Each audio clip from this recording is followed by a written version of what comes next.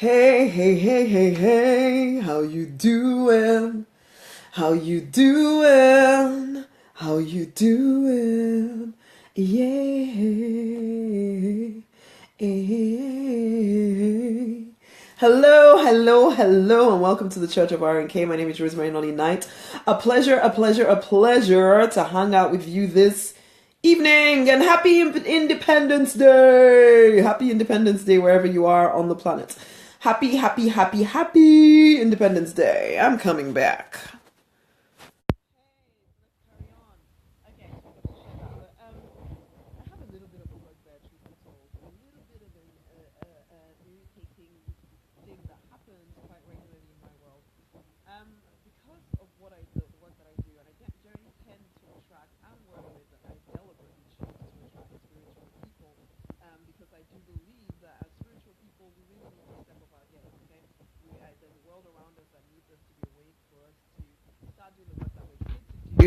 I'm wondering where I'm holding this. I'm hoping I'm not holding it over the mic. But there's work that we're here to do, okay? And I do feel that we're here to make a difference to a lot of people. But the first and foremost thing is to figure out how to make a difference to ourselves, right? Because you cannot help anybody from a position of weakness yourself. People try, a lot of spiritual people give their life trying to help a lot more people. They have a vision. They really are very committed to helping as many people as possible, but they sometimes don't even think about their own needs. And so they end up burnt out, anxious, unable to do all the stuff that they would really like to do. And they either over spiritualize it and try and make it all like some kind of will of the universe or God or something, instead of seeing that actually the choices that they were making meant that they were never really able to fully live in the fullness of their purpose and calling. And so I see this stuff. I've lived through some of this stuff. I was brought up, religious. I was brought up and I've seen people, very well-meaning people with gifts, like no man's business, but they don't use them in the way that they were intended because they have these hang-ups about what they think God allows them to do or Spirit allows them to do, or they start talking about. And I suppose that brings me to my point here. So these are the people that I feel called to help them see, to help them wake up. Basically, I remember I'm reading, every so often I'm reading this book. There's a guy called Rob Bell. Some of you might have heard of him. He wrote this whole Love Wins thing. I think he's with Oprah these days or something. I don't even know. But every so often I read his book. I read bits of his book. And he's written one book that says Jesus wants to save Christians. Which I sometimes think is a very real thing, okay? And I'm not even just talking to Christians or anything like that, but I am talking to Christians as well, because that is what I'm most familiar with. And there was somebody else I was reading about today, Kirk Franklin, and he was talking about the fact that his last album was all about the fact that he's losing his religion, which probably did cause a little bit of a stir when it came out. I don't really follow these things. I don't really know. But I remember actually seeing the title of that album and thinking, let me see what this dude is up to. Because I've known him as a Christian gospel person, and now he's saying he's losing his religion. Maybe, let's see. It almost seems saucy. But or something, I don't know. Because I feel as if I've gone through a process of losing my religion. And there's still probably parts of my life. Guys, say hello. Say hello. This is the Church of R&K. We hold conversation here. So yeses and amens are absolutely acceptable, but rather conversation. Actually, converse with me. If you hear something that you want to put your little 2 cents in there, I would love to hear your 2 cents, okay? And I'd definitely love to hear where you're streaming in from. So tell me where you're streaming in from. That would be pretty dang awesome. So anyway, I'm having a little bit of a rant, a little bit of a conversation. Hello, Amanda. How are you doing? Lovely to see you here. And hello, Doreen. Hello. Lovely to see you here as well. Cool. Come on, everybody, say who you are. I want to know who you are. You're from Albuquerque. Woohoo! Excellent. Lovely to see you, Amanda, from Albuquerque. I said it right the first time and I probably lose it now completely. But anyway, so yes, as I said, I do attract spiritual people, and I love it. I do, as I said, I do believe, in fact, I wrote a post about it. I think the spirit-driven should rule the world, basically, or something like that. That was the title of it. Anyway, so I kind of noticed when people are kind of dropping some of the craziness of some religion. Somebody said hello to me. I just got a notification on my phone. Big man, somebody said hello to me. Okay. I'm glad you're okay. Always good to see you too. Excellent, excellent, excellent. So yes, one of the things about attracting spiritual people into my world is that I get on the phone with a lot of spiritual people. I also get a lot of spiritual people on my Facebook page, and I love it, I love it, I love it. Except I get kind of both irritated and cringy about some of the languaging that spiritual people use. Now, and the truth is, it's not just the languaging, it's actually the meaning behind it. And I see that it keeps people broke. It keeps people broke. It's like I had a post on my page earlier. Sorry, whoever you are that wrote the post, basically. No, I wrote the post, but this person put a comment in there, which was some kind of quote image of a Bible verse, which had really nothing to do with what the post was about, okay? So I'm talking about I want spiritual people with grit and determination, ready to actually make a difference and, make money, really. I want you to get past the whole post was about, just get past the nonsense sometimes that we hide behind, and none of this, wimping out. I want people with grit, with determination, who are not going to wimp out at the first sign of anything, okay? Those are the kind of people I want to work with. Everybody else kind of just annoys me. I'm going to be completely honest about it. But because I do see people and I see what they're capable of, but I also see that unless they give themselves a chance, I can't force them. Spirit isn't going to force them. God isn't going to force anybody to actually step up and start living out the call on their life. I know I can help people to reach financial independence. I know that I can help people make a difference to a heck of a lot more people. But if they're not willing to move forward, I can't do anything at all. So I see people come, or this person responded to this post, which is talking about the fact that, look here, you need to be gritty, you need to be resilient, you need to actually be willing to do the work. It's not enough to learn, it's not enough to pretend you're doing stuff, you have to actually do the work. And then this person comes with a Bible verse, a random Bible verse, and then says some random thing about, but we first have to say thank you to the Lord for our something, something, something. And you know what? Okay, yeah, I'm not saying don't be thankful to the Lord, but what has that got to do with what I'm talking about here? What has that got to do with what I'm talking about here? And I see this a lot of the time. People come onto posts of mine, instead of making a commitment to themselves that they're going to live out the call on their life and they're going to figure it out, they then come up with some random Bible verse, some random spiritual something, something, something. I was on somebody's Facebook profile today. I was scrolling through my newsfeed, as you shouldn't do. I was scrolling through my newsfeed, and a lady comes up saying, please, whoever you are that is talking about the feminine money magic, and you just know immediately it's some spiritual person, okay, who is like, I need you have to clear the feminine root and chakra, something, something, and the money, something. And it's like, this stuff, I'm not even diminishing it. I'm not saying that it's not real. Yeah, I've read about chakras and all of that kind of stuff, fine. But when you are not doing the work, and when you are using spiritual, a Bible verse and people, I'm sorry, because I've lived with the Christian world for so long, I know how easy it is to start rattling off something that sounds particularly holy, something really spiritual, but it actually has no real use in the real world, okay? I mean, even Jesus himself said that there were no Christians in that point, actually, so that even the chosen of God seemed to not be as wise as people in the world, whatever that means, okay? Even he said that you have to be wiser. He gave a parable about the dishonest servant, actually, and I always used to wonder about that parable. What does that mean? What does that mean? Because this guy seemed to kind of, I'm trying to remember the whole story of this parable. He gets sacked, and he's the one that was in charge of his master's money or something, and he gets sacked. And before the news spreads that he's sacked, he calls all the debtors of his master and says he's going to half everything of their, not that it's his to do, but he says he's going to half all their debt, So really what he was doing was kind of preparing a place for himself for when it was known that he was no longer in the employ of this person. He was now going to have prepared friends for himself so that his life could now be cushy. And Jesus actually affirmed that. He actually said that guy was wise.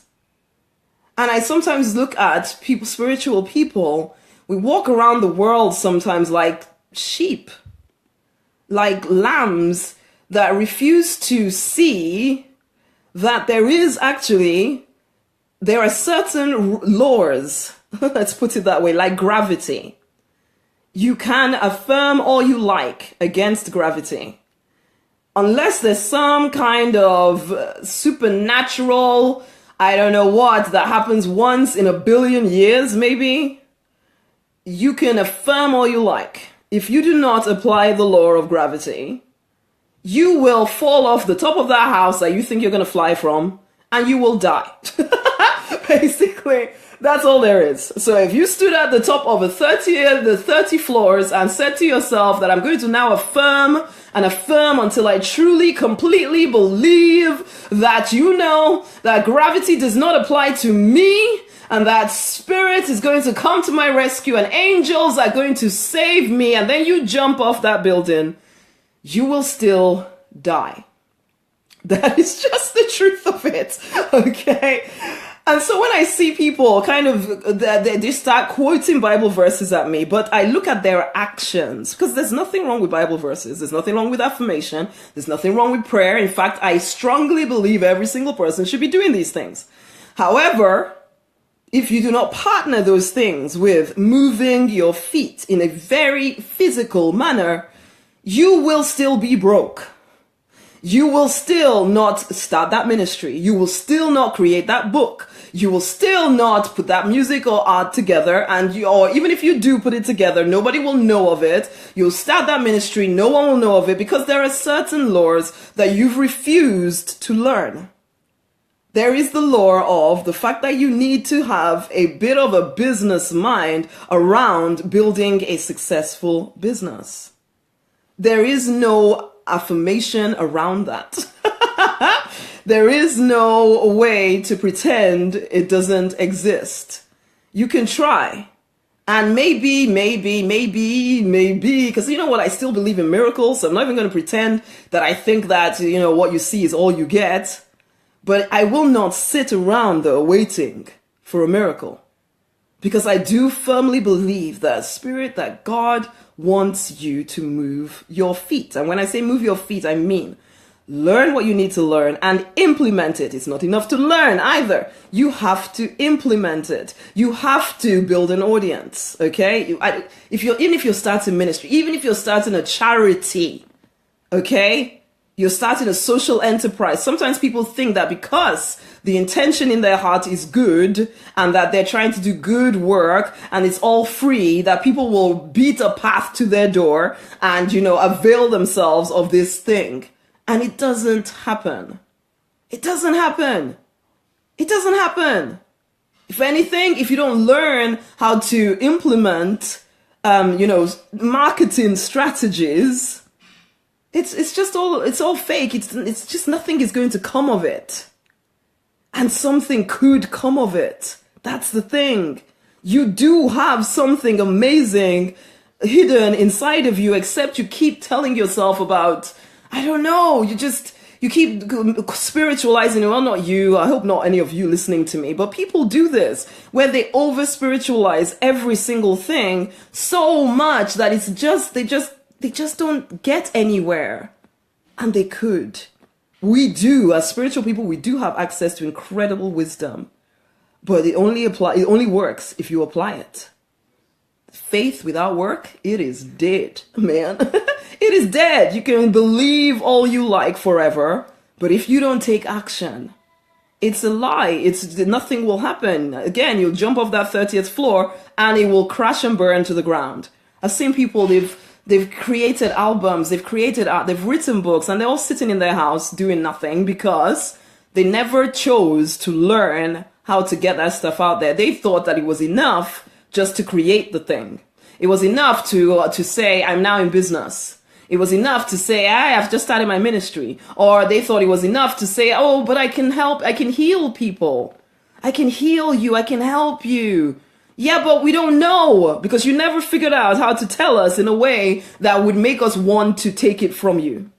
So though you may have the best healing gift on the planet, you are over spiritualizing the fact that you need to very practically run a business. You need to run a business. I don't even care whether it's a ministry, whether it's a church, whether it's a charity, whatever it is. You need to run a business. Whether it's a book, music, art, you need to run a business. You need to learn how to run a business. You want to make a difference to a lot of people. You want to change lives. You need to run a business. Whatever dream, whatever vision you have in your heart, if you do not do it in a business-minded manner, it will fail. That is just the truth of it. And you will remain struggling because you haven't learned what needs to be learned in order for you to make it a success. And the truth is, you could make it a success. It could be exactly what you dream of. You could impact so many people. You are powerful enough. Your message is strong enough. But you're refusing to learn this stuff because you've somehow thought that this practical work is not spiritual. You've tried to separate. Oh, no, that's worldly. Oh, no, that makes me mercenary. Oh, no, I couldn't do that. And you have all this money stuff going on inside of you that you're refusing to look at, or you're making it, the love of money is the root of evil. And so therefore you stay broke. How does that make any sense? Life in all its fullness is yours for the taking. And yet you keep throwing it back at the sender. You keep throwing it back at the sender because you get those nudges, do this, do that, but then you keep looking around thinking, what will people think of me if I start running this like a business? People will think that I'm just about the money. People will think this, people will think that, and look at the people you're looking at and asking for their opinion.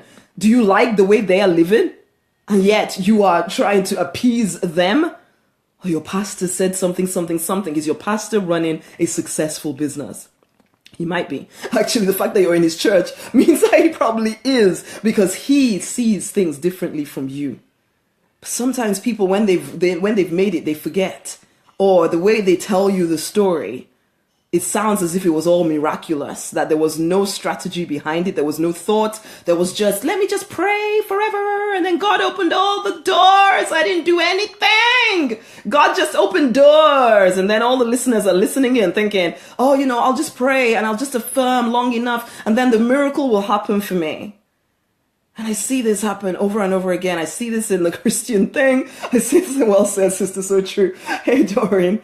I see this in the Christian world. I see this in the spiritual world as well. All the gurus and people, it's almost like they forget. It's like, the mother that gives birth to a child, you forget just how painful it is. And you try to tell people, okay, but they don't really hear you because all they see is that now you have a baby.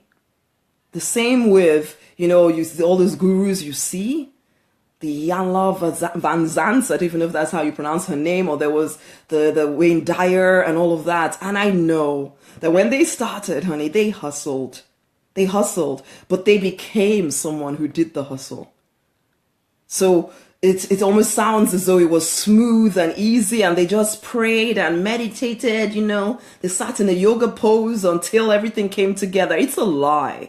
And it's not that they're lying. I'm not saying that they're lying.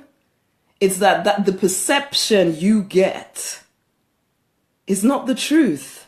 They hustled, but they became someone who loved the hustle. So it did not feel like hustle. It felt easy. It felt in flow because they were doing what they were called to do. But it was hard work. It was hard work. They didn't spiritualize it. They got in their cars with their books in their vans, in their boots, and they went from door to door trying to sell these things, okay? Because they believed in the message so much that they would not just sit there praying and affirming. They prayed, they affirmed, and then they got into action. They got into massive action. And that sometimes is what spiritual people miss. They wait for a miracle. They look at these gurus, these pastors, these people that have made it. They don't see where they began. And, when people are sharing their testimonials and their stories, they gloss over the pain, the crying, the some days thinking, is this going to work? And so then people who are right now broke are quoting Bible verses. Taffy says it's true. It is true. They're quoting you. Everybody watching these people now are, I'm just going to read my Bible even harder. I'm going to read it even harder. I'm going to pray for 1 hour longer. Because if I pray for 1 hour longer and I quote Bible verses all over Facebook, then, my vision will start to come to pass. It's a lie. It will never happen that way. It will happen because you learn how to run a business. That is what will make it work for you, honey.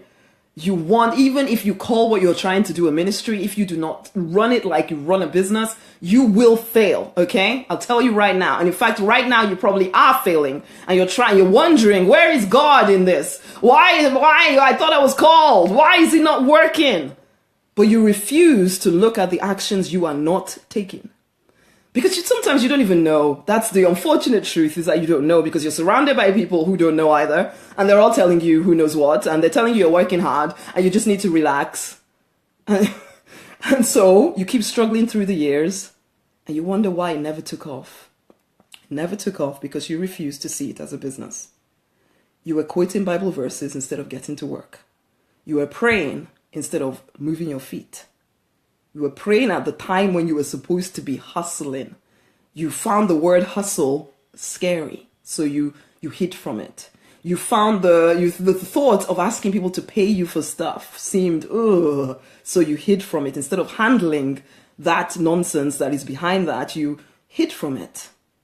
And I'm supposed to be cooking, so I better not carry on for long. The intention was only to be here for a very short time.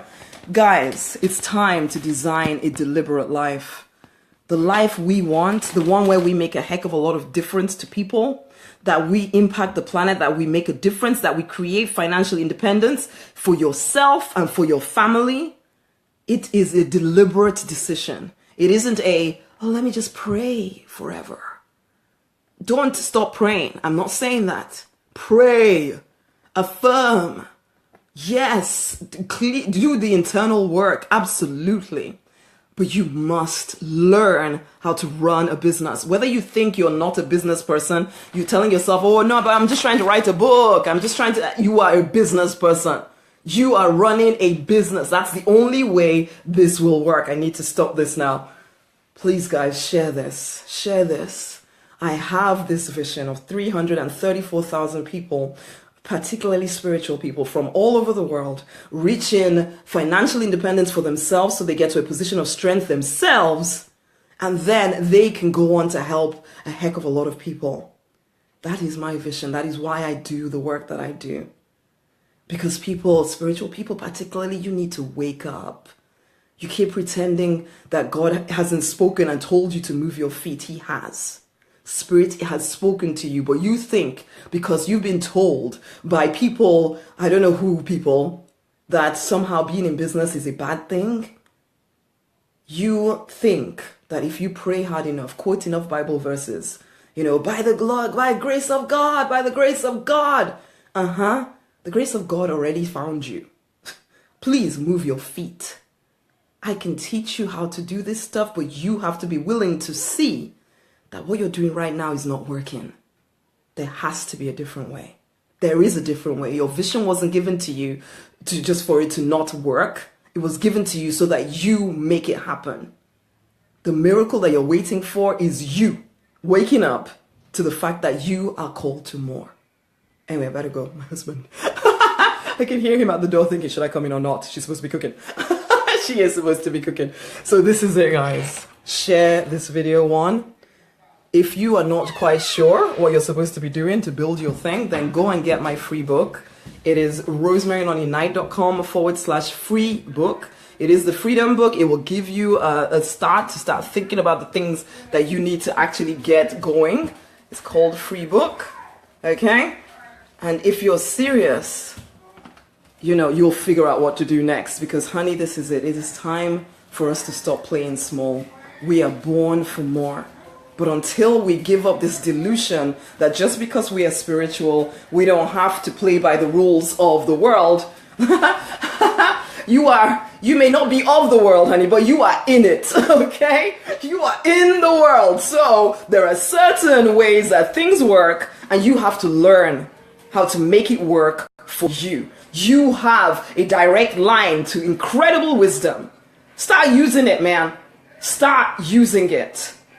Guys, again, I exhort and encourage you to share this video because I know lots of people need to hear this stuff. My daughter is dancing here. Can you see her dancing behind me, trying to distract me from my purpose? But anyway, I need to cook. So I'm going now, but this is it. It's time to fight for and to deliberately design the life you're born to live because you want. You